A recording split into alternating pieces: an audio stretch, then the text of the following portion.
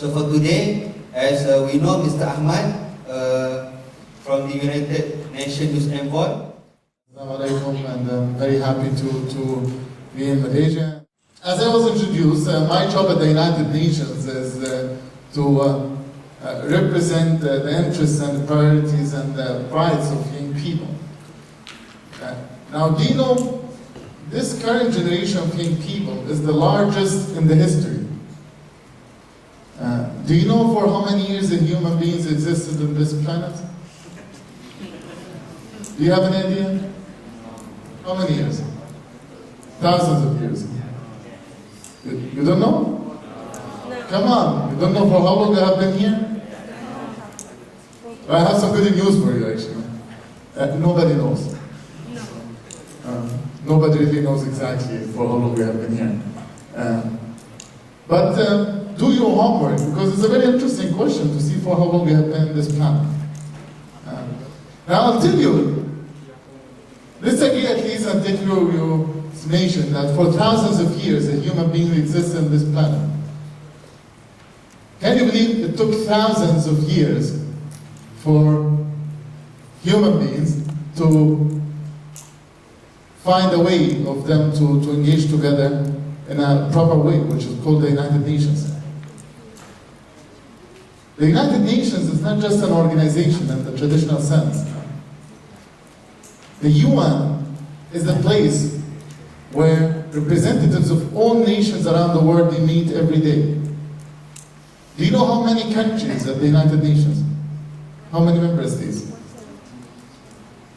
I'll be giving a lot of questions, by the way, so you will not be the only one who will be asking me. I'll be asking you too.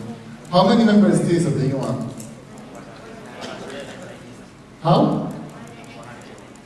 190 something, that's right. So 193 actually. And 2 observer countries, so in total we'll say 195 countries. So every day at the United Nations, representatives and diplomats from 195 countries, they meet every day to do what? To try to solve their differences. Sometimes there are differences and problems that arise between countries, and to try to find ways how they can work together. Now, so can you imagine, just again, think about it.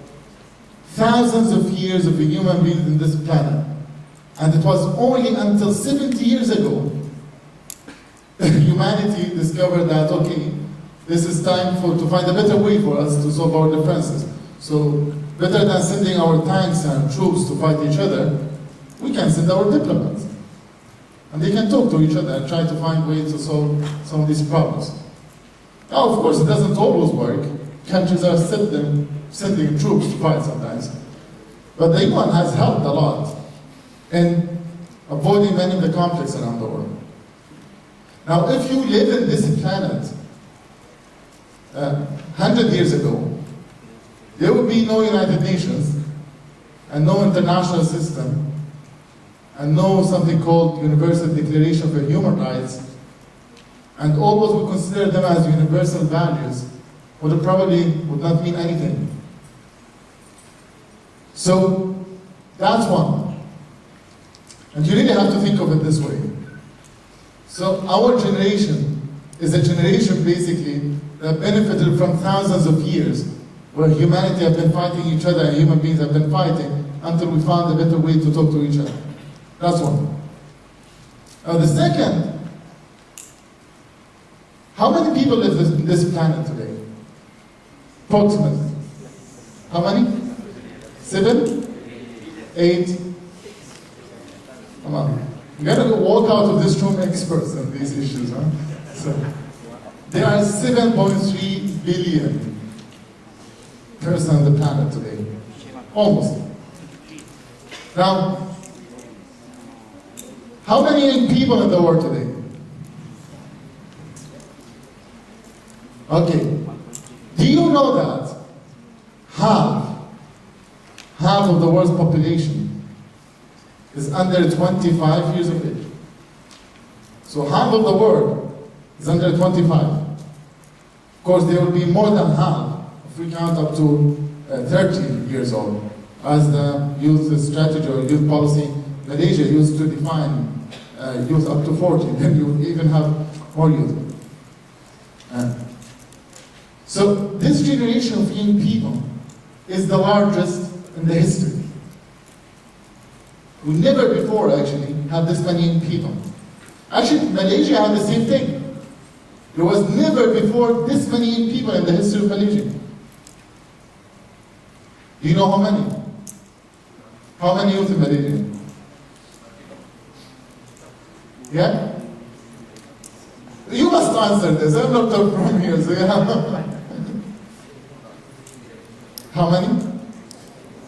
17 million. That's a good answer.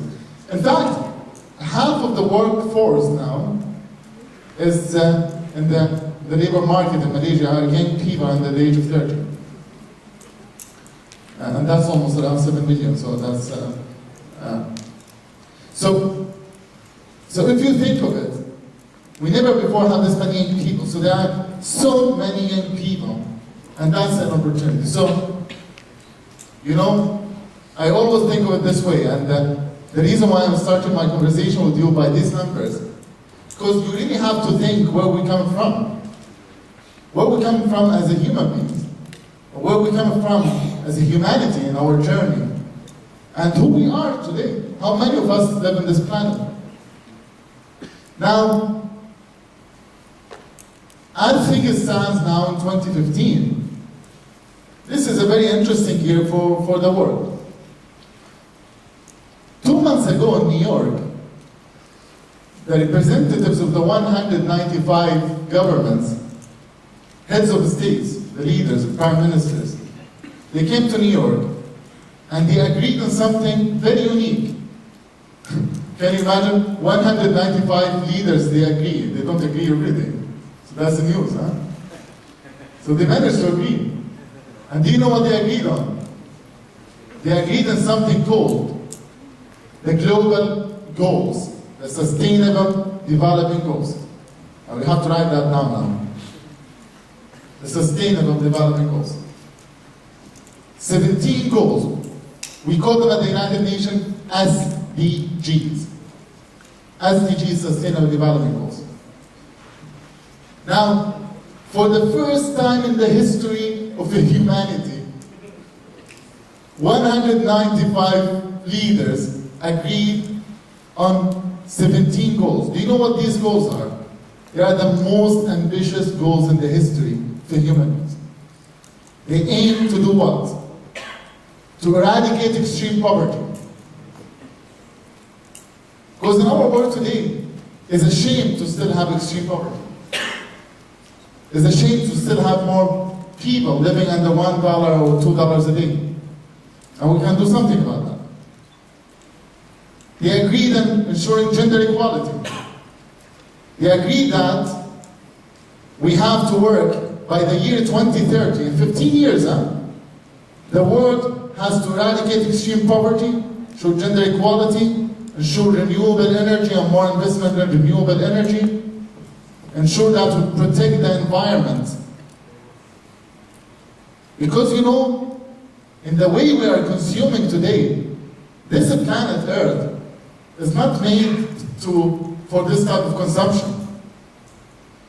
You know, if we continue to consume in the same way we do right now, we will need 2 planets to accommodate us. As you know, there are no 2 planets. Only one. Do you always hear about this plan B? Well, there might be plan B, but there's no planet B. There's only one planet. So we have to find a way to make it more sustainable. So the word sustainable is very interesting.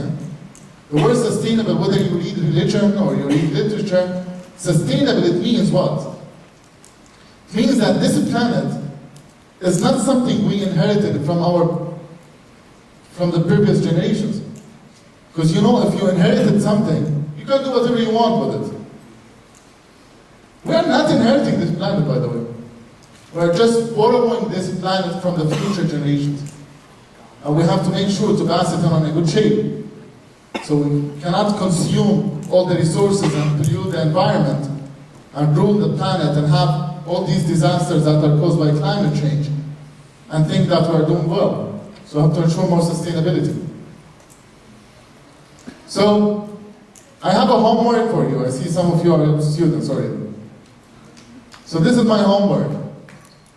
You have to go and check what are the 17 goals are. There's a goal in education, goal in gender equality, goal in renewable energy, goal in sustainable consumption, goal in things related to youth employment and economic growth, goal related to education, and to make sure that the 60 million children who are still out of school are back in school, ensure we have a better education. So we have 17 goals to be achieved in 15 years. So my question now, who's going to achieve these 17 goals? Governments alone? Well, trust me, governments are not good at achieving goals, unfortunately. You have to pressure the government to make sure they remember they made a commitment in New York to make this world a better place by 15 years from now. So the reason why I'm here, I want to talk to you, because it's you who's going to live this. You're either going to live the success, or you are going to suffer if these goals are not achieved. So today you have to go and check what are the goals, and even more, you can be like interested in the 17 goals, right? You probably might be more interested in things related to water and sanitation. You are more interested in the goal related to education. So go and find what goal excites you more. What are you interested more?